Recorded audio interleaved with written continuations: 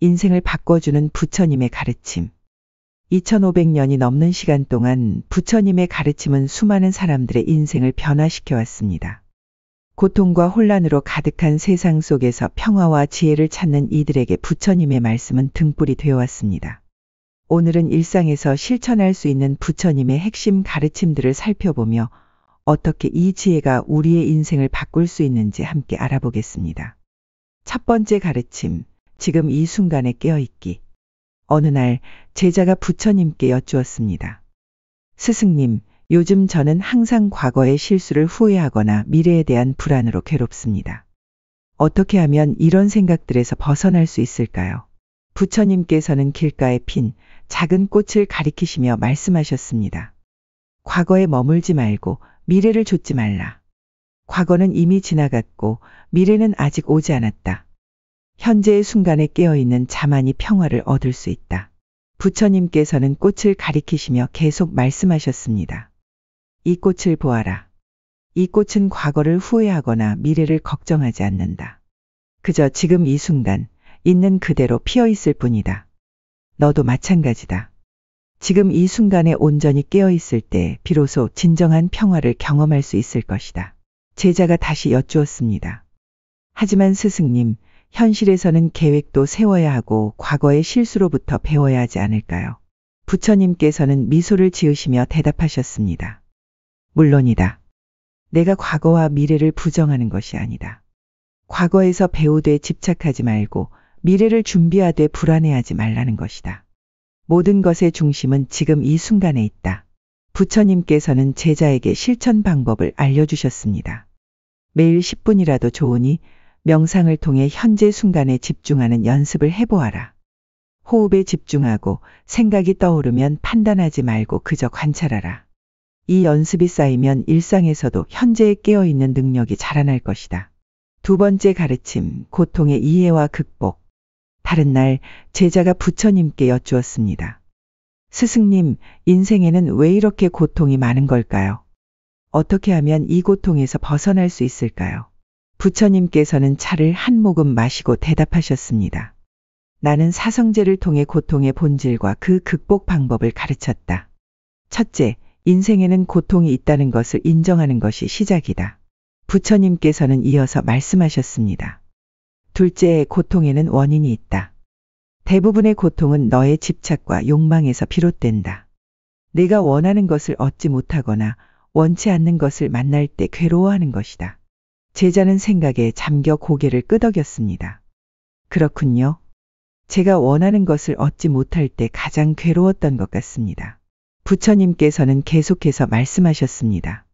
셋째, 고통은 극복할 수 있다. 집착과 욕망에서 벗어날 때 고통도 사라진다. 넷째, 고통에서 벗어나는 길이 있다. 그것이 바로 팔정도 8가지 바른 길이다. 제자가 다시 여쭈었습니다. 팔정도란 무엇인가요? 부처님께서는 자세히 설명해 주셨습니다.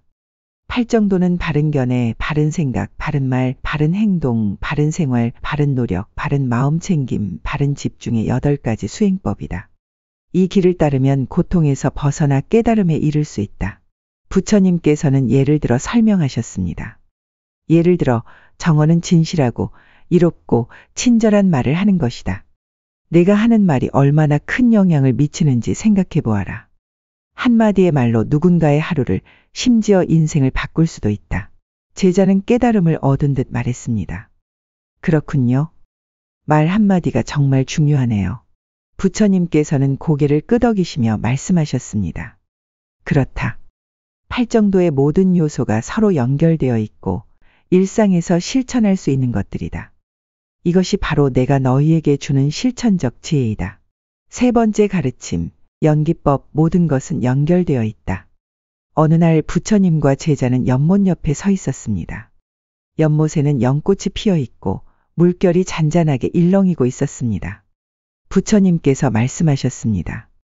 나는 연기법이라는 가르침을 주었다. 이 세상의 모든 것은 서로 연결되어 있고 원인과 조건에 의해 존재한다는 것이다. 부처님께서는 연못에 작은 돌을 던지셨습니다. 물결이 동심원을 그리며 퍼져나갔습니다. 이 물결을 보아라.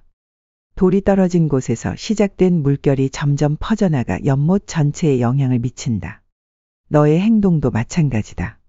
내가 하는 모든 행동은 너 자신뿐 아니라 주변 사람들, 나아가 세상 전체에 영향을 미친다.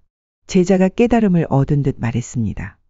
그렇다면 저희 작은 행동 하나하나가 정말 중요하겠네요. 부처님께서는 고개를 끄덕이시며 말씀하셨습니다. 그렇다. 나는 이것이 있음으로 저것이 있고 이것이 생김으로 저것이 생긴다고 가르쳤다. 너의 행복과 불행도 다양한 원인과 조건에 의해 생겨난다. 부처님께서는 연꽃을 가리키며 말씀하셨습니다. 이 연꽃이 피기 위해서는 흙, 물, 햇빛, 적절한 온도 등 수많은 조건이 필요하다. 너의 행복도 마찬가지다. 내면의 평화, 좋은 인간관계, 건강한 생활 습관 등 다양한 조건이 갖추어질 때 진정한 행복이 피어난다.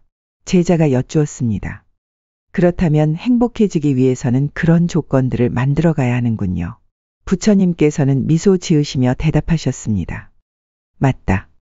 그리고 더 중요한 것은 내가 서로 연결되어 있다는 사실을 깨닫고 자비로운 마음으로 살아갈 때 진정한 행복을 경험할 수 있다는 것이다. 개인의 행복과 타인의 행복은 분리될 수 없다. 네 번째 가르침, 자비와 자애. 어느 날 부처님과 제자들은 마을에서 봉사활동을 하고 있었습니다. 여러 사람들이 함께 일하며 서로 돕고 있었습니다. 부처님께서 말씀하셨습니다. 나는 자비와 자애를 가장 중요한 가르침 중 하나로 강조했다. 자비란 모든 존재의 고통을 덜어주고자 하는 마음이고 자애란 모든 존재가 행복하기를 바라는 마음이다. 부처님께서는 노인에게 음식을 건네주시며 말씀하셨습니다. 증오는 결코 증오로 사라지지 않고 오직 사랑으로만 사라진다. 이것은 영원한 진리이다. 제자가 여쭈었습니다. 하지만 스승님, 때로는 자비를 베풀기가 너무 어려울 때도 있습니다. 특히 저에게 상처를 준 사람에게는요. 부처님께서는 이해하는 눈빛으로 대답하셨습니다. 그렇다. 자비는 쉽지 않다. 하지만 자비의 실천이 결국 너 자신에게도 큰 이익이 된다는 것을 알아야 한다. 증오와 분노를 품으면 가장 먼저 괴로워지는 것은 바로 너 자신이다. 부처님께서는 작은 아이에게 과일을 건네주시며 미소 지으셨습니다. 자비의 실천은 거창한 것이 아니다. 일상에서 작은 친절을 베풀고 다른 이의 고통에 공감하며 용서의 마음을 갖는 것에서 시작한다. 이런 작은 실천들이 쌓여 너의 마음을 변화시키고 궁극적으로는 세상을 변화시킨다. 제자가 깨달음을 얻은 듯 말했습니다. 자비가 저 자신을 위한 것이기도 하군요. 부처님께서는 고개를 끄덕이시며 말씀하셨습니다. 그렇다. 나는 자신을 위해 행복을 바라는 자는 다른 이들에게 해를 끼쳐서는 안 된다고 가르쳤다. 자비는 타인을 위한 것이면서 동시에 너 자신을 위한 것이다. 다섯 번째 가르침, 무상과 무아. 어느 날 부처님과 제자는 오래된 사찰의 벽화를 보고 있었습니다. 벽화에는 시간의 흐름과 변화를 표현한 그림들이 있었습니다. 부처님께서 말씀하셨습니다. 나의 가장 심오한 가르침 중 하나는 무상과 무아의 진리이다. 무상이란 모든 것은 변한다는 것이고 무아란 영원불변하는 자아가 없다는 것이다. 부처님께서는 벽화의 한 부분을 가리키며 말씀하셨습니다. 이 그림을 보아라. 계절이 변하고 사람이 태어나고 늙고 죽는 모습이 표현되어 있다. 이것이 바로 무상의 진리이다. 제자가 여쭈었습니다. 모든 것이 변한다는 사실이 때로는 두렵게 느껴집니다. 부처님께서는 이해하는 눈빛으로 대답하셨습니다. 그렇다. 하지만 이 변화를 두려워하지 말고 받아들이라. 변화를 받아들일 때 너는 집착에서 벗어나 자유로워질 수 있다. 부처님께서는 다른 벽화를 가리키며 말씀하셨습니다. 무아의 진리는 더욱 심오하다. 내가 나라고 생각하는 것은 사실 육체, 감각, 인식, 정신작용, 의식이 일시적으로 모인 것에 불과하다. 영원불변하는 나는 없다. 제자가 다시 여쭈었습니다. 그렇다면 나는 누구인가요? 부처님께서는 깊은 지혜가 담긴 눈빛으로 대답하셨습니다. 나는 너희가 나라고 집착하는 것에서 벗어날 때 진정한 자유를 경험할 수 있다고 가르쳤다. 무아를 이해한다는 것은 자아에 대한 집착에서 벗어나 모든 존재와 하나됨을 경험하는 것이다. 제자가 실천 방법을 여쭈었습니다. 이 가르침을 어떻게 일상에서 실천할 수 있을까요? 부처님께서는 자상하게 대답하셨습니다. 매일 변화하는 것들을 관찰하라. 감정, 생각, 상황이 어떻게 변하는지 지켜보아라. 그리고 나라고 생각하는 것에 너무 집착하지 마라. 이런 연습을 통해 점차 무상과 무아의 지혜를 체득할 수 있을 것이다. 6번째 가르침, 중도 균형 잡힌 삶. 어느 날 부처님과 제자는 산 중턱에서 아름다운 전경을 바라보고 있었습니다. 멀리 산들이 펼쳐져 있고 계곡에는 물이 흐르고 있었습니다. 부처님께서 말씀하셨습니다. 나는 극단을 피하고 중도를 걸으라고 가르쳤다. 중도란 쾌락과 고행의 양 극단을 피하고 균형 잡힌 길을 가는 것이다. 제자가 여쭈었습니다. 현대 사회에서 중도를 실천한다는 것은 어떤 의미일까요? 부처님께서는 지혜롭게 대답하셨습니다. 오늘날 중도는 일과 휴식의 균형, 물질과 정신의 균형, 자기 자신과 타인에 대한 배려의 균형 등을 의미한다. 너무 일에만 몰두하거나 반대로 너무 게으르게 사는 것도 중도가 아니다. 부처님께서는 양손을 펼쳐 저울처럼 균형을 표현하시며 말씀하셨습니다. 나는 거문고의 비유를 들어 중도를 설명했다. 거문고의 줄이 너무 팽팽하면 끊어지고 너무 느슨하면 소리가 나지 않는다. 적절한 긴장이 있을 때 아름다운 소리가 난다. 제자가 깨달음을 얻은 듯 말했습니다. 그렇군요. 삶의 모든 영역에서 균형을 찾는 것이 중요하겠네요. 부처님께서는 고개를 끄덕이시며 말씀하셨습니다. 그렇다. 중도는 단순히 중간을 택하는 것이 아니라 지혜롭게 균형을 찾는 것이다. 매 순간 깨어있는 마음으로 상황을 판단하고 지혜롭게 행동하는 것이 중도의 실천이다. 부처님께서는 실천 방법을 알려주셨습니다. 일상에서 중도를 실천하려면 너의 생활 패턴을 돌아보아라.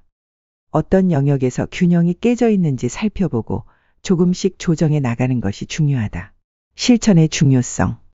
해질녘 부처님과 제자는 사찰 마당에 앉아 있었습니다. 저녁 노을이 아름답게 펼쳐져 있었습니다. 부처님께서 말씀하셨습니다. 그 아무리 많은 성스러운 글어를 읽고 말한다 할지라도 실천하지 않는다면 아무 소용없다. 가르침은 실천할 때 비로소 의미가 있다. 제자가 여쭈었습니다. 오늘 배운 가르침을 어떻게 실천해 나갈 수 있을까요? 부처님께서는 자상하게 대답하셨습니다. 거창하게 시작할 필요는 없다. 매일 작은 것부터 실천해 보아라. 첫째, 아침에 일어나면 하루를 자비로운 마음으로 살겠다고 다짐하라. 둘째, 하루 중 10분이라도 명상하는 시간을 가져라. 셋째, 모든 만남과 대화에서 상대방을 진심으로 존중하고 경청하라. 넷째, 하루를 마무리할 때 오늘 한 행동을 돌아보는 시간을 가져라. 다섯째, 매일 작은 친절을 베푸는 습관을 들여라. 제자는 깊이 감동한 표정으로 말했습니다. 감사합니다, 스승님. 부처님의 가르침이 정말 삶을 변화시킬 수 있다는 것을 느낍니다. 부처님께서는 따뜻한 미소로 대답하셨습니다. 나는 너 자신이 등불이 되어라라고 가르쳤다. 가르침은 길을 비추는 등불이지만 걷는 것은 너 자신이다. 나의 가르침을 실천할 때 너는 진정한 행복과 평화를 경험할 수 있을 것이다. 무소유의 지혜. 제자가 부처님께 여쭈었습니다. 스승님, 현대 사회에서는 많은 것을 소유하고 축적하는 것이 성공의 척도가 되었습니다. 어떻게 이러한 세상에서 무소유의 가르침을 실천할 수 있을까요? 부처님께서는 고요히 미소 지으시며 대답하셨습니다. 진정한 무소유란 물질적 소유를 완전히 부정하는 것이 아니라 그것에 집착하지 않는 자유로운 마음을 의미한다. 내가 가진 것이 너를 소유하지 않게 하라. 필요한 것과 욕심내는 것의 차이를 알고 검소하되 인색하지 않으며 나눔의 기쁨을 아는 것이 무소유의 실천이다. 일체유심조의 깊은 지혜. 스승님, 세상에는 왜 이렇게 많은 고통과 불행이 있는 것입니까? 어떤 사람들은 평화롭고 행복하게 살지만 또 어떤 이들은 끝없는 고통 속에서 살아갑니다. 같은 세상에 살면서도 이렇게 다른 경험을 하는 이유는 무엇입니까? 그리고 어떻게 하면 더 나은 세상을 만들 수 있을까요? 부처님께서는 잠시 고요히 명상하시다가 부드러운 목소리로 말씀하셨습니다. 일체유심조라, 모든 것은 마음에서 비롯된다. 맑은 마음에서는 맑은 세상이 나타나고 탁한 마음에서는 탁한 세상이 나타난다. 내가 세상을 바꾸고 싶다면 먼저 내 마음을 바꾸어라. 분노와 탐욕, 무지로 가득 찬 마음을 자비와 지혜, 평화로 채울 때 내가 경험하는 세상도 함께 변화할 것이다. 제자는 여전히 의문이 남아 다시 여쭈었습니다. 하지만 스승님, 세상의 고통은 실제로 존재하지 않습니까? 가난, 질병, 전쟁, 자연재해. 이런 것들은 우리 마음과 상관없이 존재하는 것 아닌가요? 부처님께서는 미소를 지으시며 대답하셨습니다. 그 현상들이 존재한다는 것은 부정하지 않는다. 그러나 그것들이 너에게 어떤 의미를 갖는지, 어떤 영향을 미치는지는 전적으로 내 마음에 달려있다. 같은 비가 내려도 농부에게는 축복이 되고 여행자에게는 불편함이 된다. 같은 상황이라도 마음의 상태에 따라 기쁨이 될 수도 고통이 될 수도 있다. 부처님께서는 잠시 침묵하시다가 계속 말씀하셨습니다. 화엄경에서는 심여공화사 능화제세간이라 했다. 마음은 화가와 같아서 온갖 세상을 그려낸다는 뜻이다. 내가 분노의 붓으로 세상을 그리면 모든 것이 적대적으로 보이고 사랑의 붓으로 그리면 모든 것이 아름답게 보인다. 제자가 다시 여쭈었습니다. 그렇다면 스승님, 마음을 어떻게 변화시켜야 할까요? 어떻게 하면 맑고 평화로운 마음을 가질 수 있을까요? 부처님께서는 자비로운 눈빛으로 대답하셨습니다. 마음을 변화시키는 첫 단계는 자신의 마음을 관찰하는 것이다. 내 마음에서 일어나는 생각과 감정을 판단하지 말고 그저 지켜보아라. 그것들이 어디서 오는지, 어떻게 변하는지, 어떻게 사라지는지 관찰하라. 이것이 바로 명상의 시작이다. 부처님께서는 이어서 말씀하셨습니다. 두 번째는 내 마음의 습관적 패턴을 인식하는 것이다. 어떤 상황에서 분노가 일어나고 어떤 상황에서 두려움이 일어나는지 알아차려라. 이러한 패턴을 인식할 때 너는 그것에 자동적으로 반응하지 않고 선택할 수 있는 자유를 얻게 된다. 세 번째는 마음을 정화하는 수행을 하는 것이다. 자비명상, 감사명상, 용서명상 등을 통해 마음에 쌓인 부정적인 에너지를 정화하고 긍정적인 품성을 기를 수 있다. 제자는 깊이 생각하다가 다시 물었습니다. 스승님, 그렇다면 세상의 변화는 개인의 마음에서 시작된다는 말씀이신가요? 부처님께서는 고개를 끄덕이시며 말씀하셨습니다. 그렇다. 한 사람의 마음이 변하면 그 사람의 세계가 변한다. 많은 사람의 마음이 변하면 세상이 변한다. 마치 작은 돌멩이 하나가 연못에 던져지면 물결이 퍼져나가듯 한 사람의 마음의 변화는 주변 사람들에게 영향을 미치고 그것이 점차 확산되어 세상을 변화시킨다. 그러나 기억하라. 타인의 마음을 억지로 바꾸려 하지 말고 먼저 자신의 마음을 바꾸어라. 내가 평화롭고 자비로운 존재가 될 때 그것이 자연스럽게 주변에 영향을 미칠 것이다. 부처님께서는 잠시 침묵하시다가 마지막으로 말씀하셨습니다. 일체유심조의 가르침은 단순히 철학적 개념이 아니라 실천적 지혜이다. 매일 아침 눈을 뜨면 오늘 하루 내가 어떤 마음으로 세상을 경험할지 선택하라. 분노, 두려움, 탐욕의 마음으로 하루를 시작할 것인가? 아니면 평화, 자비, 감사의 마음으로 하루를 시작할 것인가? 그 선택이 바로 내가 경험할 세상을 결정한다. 제자는 부처님의 가르침에 깊이 감동하여 고개를 숙였습니다. 지금도 부처님의 가르침은 우리 삶에 큰 지혜를 줍니다. 현재에 깨어있고 고통의 본질을 이해하며 모든 것이 연결되어 있음을 깨닫고 자비를 실천하고 변화를 받아들이며 균형 잡힌 삶을 살아갈 때 우리는 진정한 행복과 평화를 경험할 수 있습니다. 부처님께서는 한 사람의 인생을 바꾸는 것이 세상을 바꾸는 첫걸음이다. 라고 말씀하셨습니다. 이 가르침을 실천하며 자신의 인생을 바꾸고 나아가 세상을 더 밝고 자비로운 곳으로 만들어 가시길 바랍니다.